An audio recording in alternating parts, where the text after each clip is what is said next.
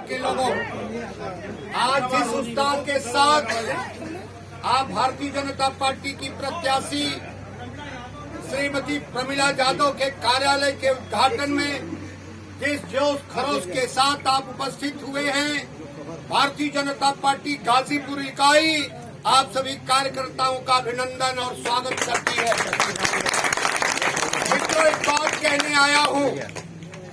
पिछले लगातार 2 चुनाव में एक बार सादात आने का अवसर मिलता रहा है और मैंने आपके सामने वादा किया था, सादात के मेरे परिवार के लोगों, जात के सवाल पर नहीं, मजहब के सवाल पर नहीं, सादात के मालिकों के ईमान के सवाल पर आपसे आग्रह करना चाहूंगा कि जिस तरह विगत चुनाव में भारतीय जनता पार्टी के उम्मीदवार को आपने विजयी बनाया था, लेकिन मैंने कुछ आपके सामने और भी बातें रखी थी।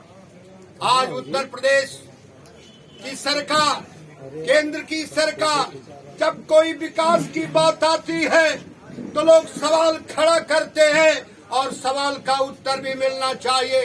हमारे नेताओं ने, चाहे जोगी जी हो, श्रीमान मोदी हो, उन्होंने कहा केंद्र की सरकार बनाओ। केंद्र की सरकार आपने उत्साह के साथ बनाया। आपको कहा गया कि देखो भाई, डबल इंजन की सरकार, एक बार फिर जोगी की सरकार, आपने उस पर विश्वास किया। उसी जमाने में जब चुनाव हुआ था तो मैंने कहा, सादात का विकास करना चाहते हो, सादात के मेरे परिवार के लोगों, देवी और सज्जनों, तो एक काम करना होगा। राजनाथ को तूने जिताया, प्रमिला को जिताया तूने, लेकिन पिछले चुनाव की कहानी आपके साथ में कहना चाहता हूँ। एक बार फिर प्रमिला को जिताओ। कारण क्या था कि डबल इंजन की सरकार हिंदुस्तान और प्रदेश में थी।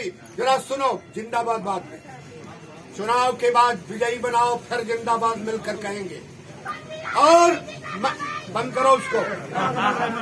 मित्रों, आपने विश्वास किया, ट्रिपल इंजन की सरकार बनाई और मैंने कहा था, श्रीमान रघुवंश सिंह जी इलाके के प्रतिष्ठित विद्वान अध्यापक थे, उनके नाम पर उस चौराहे का नामकरण हुआ या तिराहा, जो भी कह लो। लेकिन नगर में जब हम स्टेशन आते थे, पैर में कांटे नहीं, पैर में कंकड़ चुभा करते थे।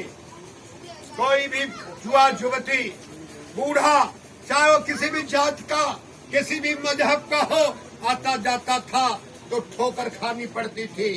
सादात की परिकल्पना करो। क्या मैं कहने का हकदार हूं न कि जो सड़क दशकों तक नहीं बनी, पिछले कालखंड में वो सड़क बनने का काम हुआ कि नहीं हुआ?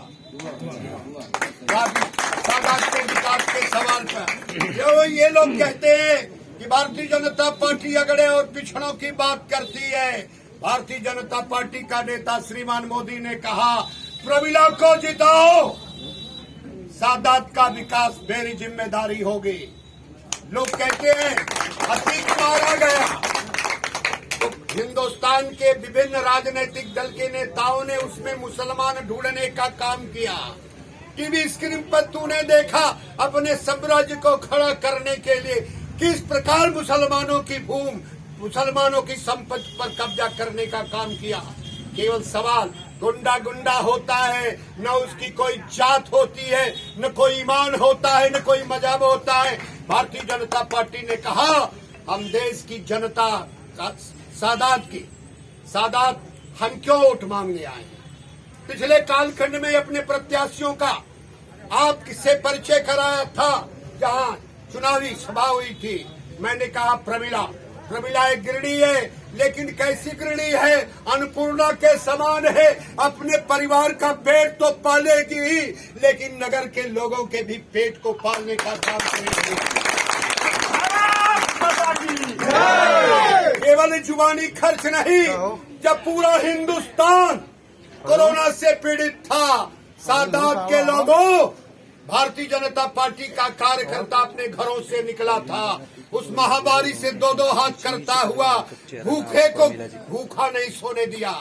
अन्न पहुंचाने का काम किया, पैकेट पहुंचाने का काम किया, 2 डोज 3 डोज लगवाने का भी काम किया। अब जरा देखो तुम्हारा नगर कैसा है। तुम्हारा नगर या अलगू यादव का नगर है। जिस जमाने में ब्रिटानिया हुकूमत के सामने जुबान खोलने का साहस किसके पास नहीं था। सादात थाना इस बात का गवाही करता है कि आजादी का परचम फैलाने के लिए दादा के नीचे मत हो जाता। आप मेरे सामने आइए, इधर हो जाइए। मैंने नेता है, आइए ये सब फोटो कीजिए। ठीक है मित्रों, गाजीपुर सादात कैसा नगर है आप जानते हो। इतिहास के पन्नों में तुमने पढ़ा होगा, प्राइमरी स्कूल में तुमको पढ़ाया जाता था जब कॉन्वेंट नहीं हुआ करते थे, जब नानाजी पेशवा तात्या टोपे की बात तो आगे, लेकिन जब राणा प्रताप की सेना हारने के कगार पर थी, इस देश में एक व्यापारी हुआ करता था। जानते हो, एक व्यापारी भामाशाह, उसी तरह भामाशाह की परंपरा का यह नगर रहा है।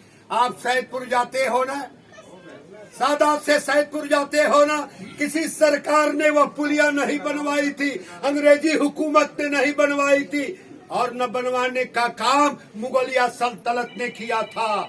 सादात के श्रीमान भोला शाह जी, उन्होंने अपनी काली कमाई के द्वारा अपने खून को पसीने में तब्दील करके जो गाड़ी कमाई किया था, लोगों की सुविधा के लिए उन्होंने पुल बनाने का काम किया था। मेरा प्रत्याशी प्रमिला यादव, आप चले जाओ अपने सारे। किसके आधार पर वोट मांगने आया हूँ आपसे? काम के आधार पर वोट मांगने आया हूँ। आप किसी चुने हुए प्रतिनिधि का काम क्या होना चाहिए? उसका काम होना चाहिए शिक्षा, सुरक्षा, चिकित्सा। अब ये पहले बताओ, गाजीपुर का ठेला और अपना परिवार चलाने का काम करने वाला किसी भी जाति का होगा,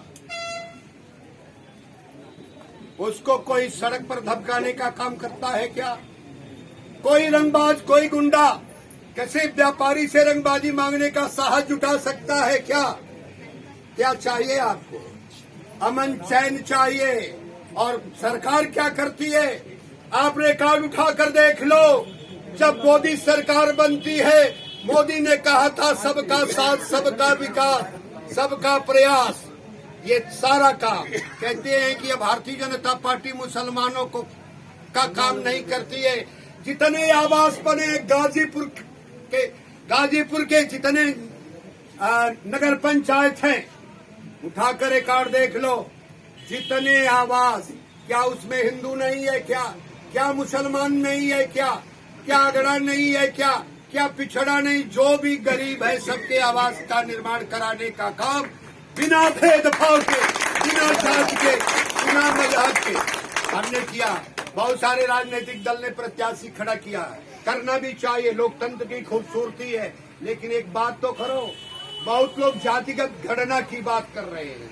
मैं सवाल पूछना चाहता हूं कि सादात का बैकवर्ड है, लेकिन जम्मू कश्मीर में रहने वाला व्यक्ति बैकवर्ड है तो नहीं है क्या? यहाँ तो आप कहते हो 27% आरक्षण मिलता है, ये हमारा हक है, लेकिन इन सपाइयों, बसपाइयों और कांग्रेसियों से ये सवाल है कि जम्मू कश्मीर में हिंदुस्तान का संविधान क्यों नहीं लागू हुआ?